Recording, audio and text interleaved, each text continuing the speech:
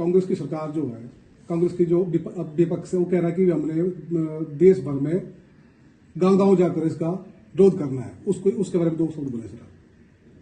हम एक स्पष्ट कर देना चाहते हैं कि ग्रामीण रोजगार की दृष्टि से नरेंद्र भाई मोदी जी की सरकार ने एक नई योजना का सृजन किया है और यह योजना मनरेगा से भिन्न है, मनरेगा से बेहतर है। 125 दिन का रोजगार इसके अंदर और कंपल्सरी है और इसकी बहुत सारी चीजें अलग हैं। इसलिए यह कहना कि नाम बदला है, यह सर्वथा अनुचित है। दूसरी बात, कांग्रेस पार्टी को राम के नाम से भयानक नफरत है, क्योंकि जी राम जी इस योजना का नाम है और लगातार सनातन का विरोध करने का ठेका कांग्रेस पार्टी ने उठा लिया है। राम जन्मस्थान पर भव्य राम मंदिर का विरोध पिछले दशकों से ये करते आए हैं। राम जी के नाम से कोई भी काम है उसका ये विरोध करते हैं, इसीलिए जी राम जी योजना का विरोध कर रहे हैं। कांग्रेस का बस चले तो सनातन का नाम ही समाप्त कर दे, पर ये खुद ही सनातन है, ना आदि है ना अंत है, इसलिए कोई इसको समाप्त नहीं कर सकता। तो राम, घट घट में राम, जीने में राम, मरने में राम, हर काम में राम, तो राम के बिना कुछ नहीं है।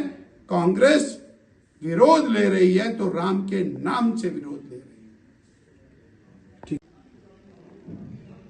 प्रदेश की वर्तमान कांग्रेस सरकार ने 3 साल में जिस हाल में लाकर के प्रदेश को खड़ा कर दिया है, वो नो रिटर्न की स्थिति में आता हुआ दिखाई देता है। विकास बंद, कर्जे अपार। पिछले कल भी सरकार ने कर्जा लेने का काम किया है और अपनी लिमिट को क्रॉस करके लिमिट को एक्सटेंशन मांग करके कर्जा लिया है।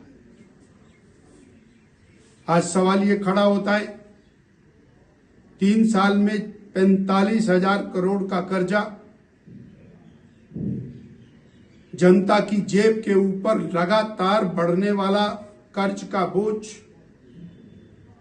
और इतना ही नहीं, प्रदेश की सरकार हर आम और खास आदमी के ऊपर टैक्स का और महंगाई का बोझ डालने में जुटी हुई।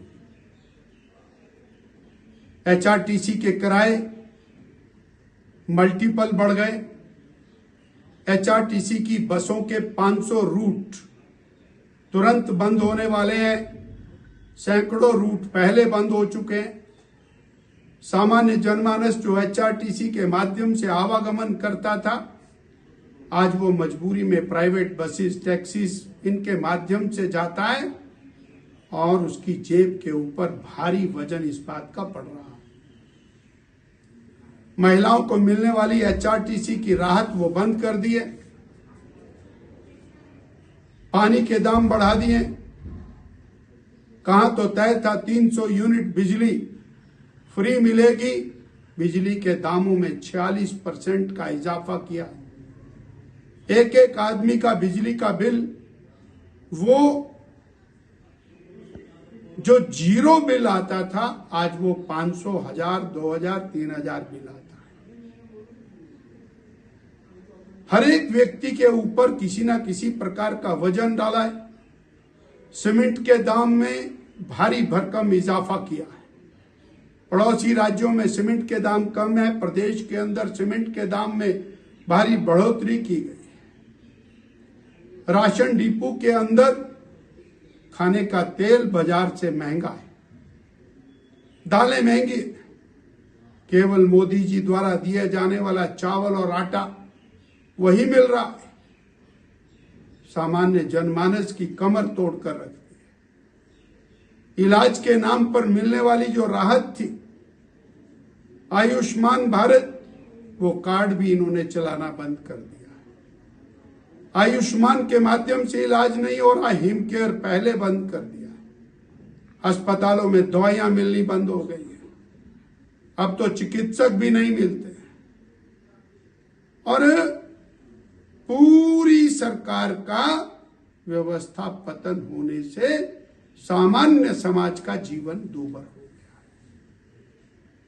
आज मैं इस बात का आरोप लगा रहा हूं कि केंद्र सरकार श्रद्धेय नरेंद्र भाई मोदी जी के नेतृत्व में हिमाचल प्रदेश को भारी भरकम सहायता प्रदान कर रही है।